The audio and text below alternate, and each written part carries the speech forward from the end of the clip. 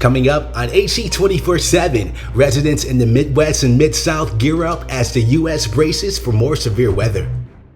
Plus, Finland becomes the 31st country introduced into military group NATO. What this means moving forward.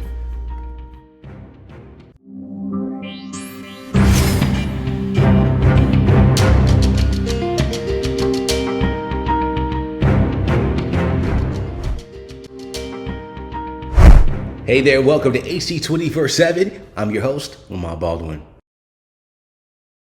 Severe storms are approaching all over the U.S., leaving nearly 80 million people at risk. Two types of severe storms could bring hail, tornadoes, and more across portions of the Midwest and Mid-South. The Advocate Channel's Laura Aguirre reports. Bollinger County, Missouri, hit by a deadly storm in the early morning hours Wednesday. The number of fatalities could rise in the coming hours, as state highway police there say search and rescue efforts continue. This savage storm system, threatening about 60 million Americans, is moving east after battering parts of Missouri, Illinois, Iowa, and Michigan. Oh my God! Kelowna, Illinois, still assessing major damage after being hit by at least one of 7 reported tornadoes to roar through that state Tuesday. I mean, we're lucky. I don't know. I look at all this and I'm just like amazed. We're just hoping that it gets by us and we don't have no more damage, but that's what we're praying for now. Oh, she is a beauty. Oh my God. In neighboring Iowa, tornadoes like this one in Pleasantville Tuesday weren't the only continuing weather threat. Hail the size of baseballs or even larger reported here and in several cities across the Midwest. To the south, more hail and tornado watches in effect for parts of Texas, Oklahoma, and Arkansas, including Little Rock, heavily damaged in last week's severe storms. The National Weather Service warns everyone in the affected central and southern regions to heed all severe weather advisories through Wednesday. I'm Laura Aguirre reporting. Washington Governor Jay Inslee has announced that the state of Washington has purchased a 3-year supply of mifepristone, anticipating a Texas judge's decision to revoke FDA approval. Mifepristone is an abortion pill commonly used in combination with another drug to end early pregnancy. When asked if the pills will be given to women traveling from other states, this is what the governor had to say. We thought it was appropriate to buy enough to take care of the people in the state of Washington. But we will serve others if they come. Possibly one of the biggest consequential elections this year has taken place in Wisconsin and Chicago. Change seems to be on the rise. Liberals now control Wisconsin's state Supreme Court, and Chicago's new mayor, Brandon Jackson, ran a race focusing on policing. The Advocate Channel's Amy Kiley reports. It's really our democracy is on the line and everything we care about. Election results from Wisconsin and Chicago are speaking to the national issues of abortion and policing. In Wisconsin, liberals are taking control of the state Supreme Court after the victory of Justice-elect Janet Protasewicz. Our state is taking a step forward to a better and brighter future, where our rights and freedoms will be protected. Her win over conservative Daniel Kelly, a former state Supreme Court justice, is one of the most consequential election outcomes of the year. That's because the Wisconsin Supreme Court is poised to hear challenges to the state's 1849 abortion ban. Meanwhile, in Chicago, with our voices and our votes, we have ushered in a new chapter in the history of our city. Cook County Commissioner Brandon Johnson is set to become the city's new mayor. He's pledging to keep funding the Chicago police, despite his non-binding resolution in 2020 to defund the department. For supporters of his opponent, former Chicago Schools Chief Paul Vallis, Johnson has this message. I care about you. I value you. And I want to hear from you. I'm Amy Kiley reporting.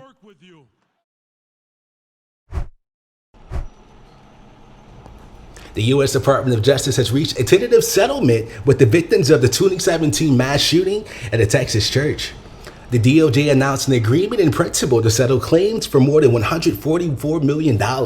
26 people were killed and 22 others wounded in the Sutherland Springs shooting.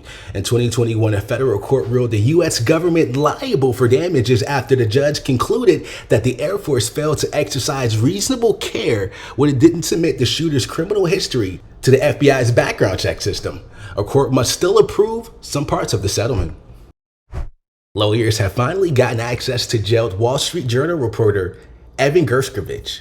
Gershkovich is reportedly in good health after being arrested in Russia for suspected spying. The Wall Street Journal released a statement saying that Evan is, quote, was doing what journalists do, asking questions and providing an eyewitness account in the region to help keep the world well informed. The Journal calls his imprisonment wholly unjustified. There's no word on if or when the journalist will be released.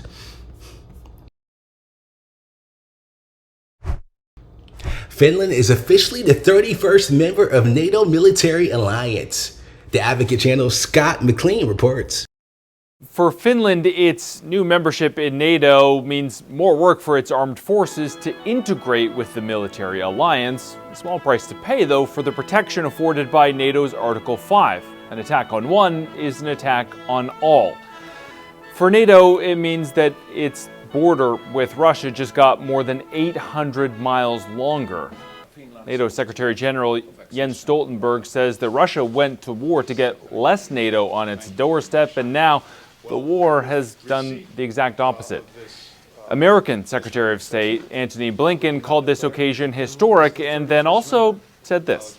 I'm tempted to say this is maybe the one thing we can thank Mr. Putin for, because he once again here has precipitated something he claims to want to prevent by Russia's aggression, causing many countries to believe that they have to do more to look out for their own defense.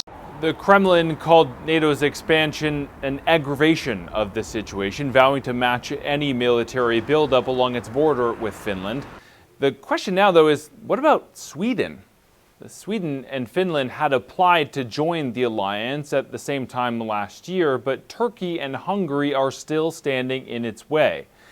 Turkey is blocking Sweden's bid over its failure to repatriate some 120 people in Sweden that it claims are terrorists. More recently, it's been offended by a Quran burning outside of its embassy in Sweden.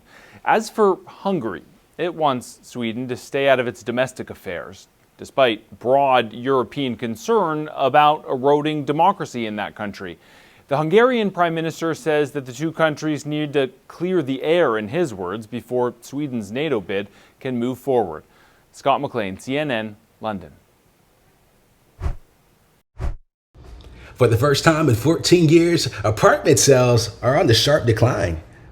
In the first quarter of 2023, buyers invested in $14 billion worth of apartment buildings, a 74% drop from the same period in 2022. Higher interest rates, regional banking turmoil, and slowing rent growth have made it financially riskier to invest into multifamily buildings.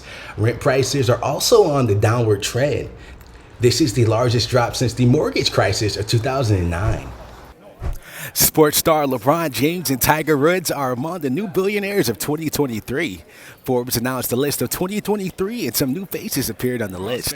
LeBron James, Tiger Woods, and musician Jimmy Buffett are some familiar faces on the list.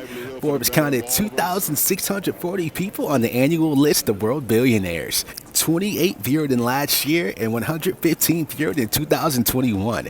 The combined 150 new billionaires make up a new net worth of about $344 billion.